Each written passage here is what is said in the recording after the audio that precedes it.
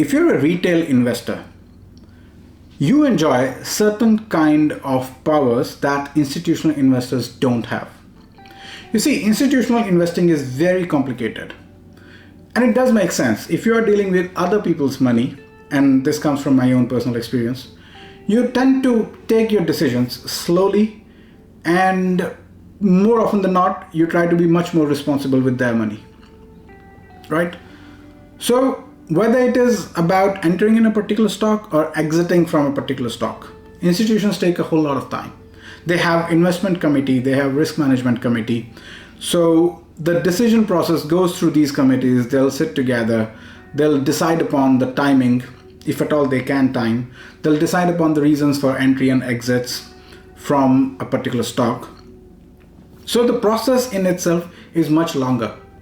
Whereas if you're a retail investor, you can take a decision in a jiffy. Yes, if you can take decision much more faster than institutional investor, chances are you will exit at a better price and you will enter at a better price. Nowadays, with technical analysis so commonly used by people, and more people are very, very accustomed to looking at charts. They're experts in picking up supports and resistances. They're experts at knowing that this is the right time to enter into a stock.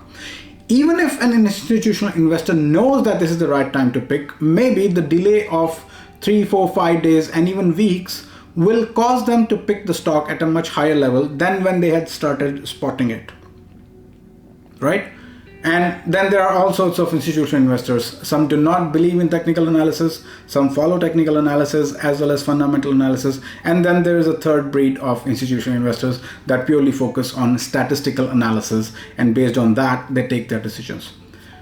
Regardless of the way that institutional investors follow to pick their stocks, they take time. You as retail investor do not have to spend any time. If you can pick the stocks right, this is your power. And if you can also time your entry and exit, not perfectly, but as close to the right levels as possible, you're all set and never feel inferior to institutional investor. And there is a second reason as well, which in my opinion is an even stronger position for retail investor as compared to institutional investor. And that is, retail investors can buy the dips. Let's say a stock has dropped by 50% and the quarter end is coming.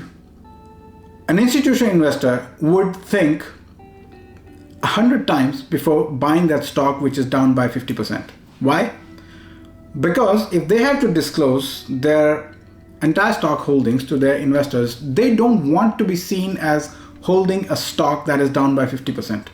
The investors, the savvy ones, will ask them the question, why are you holding such an underperforming stock? Nobody really cares much about the price at which they bought it. What really matters is at what level have you bought it. So invariably, institutional investors are forced to buy stocks that are outperforming and that are always trading at a higher level.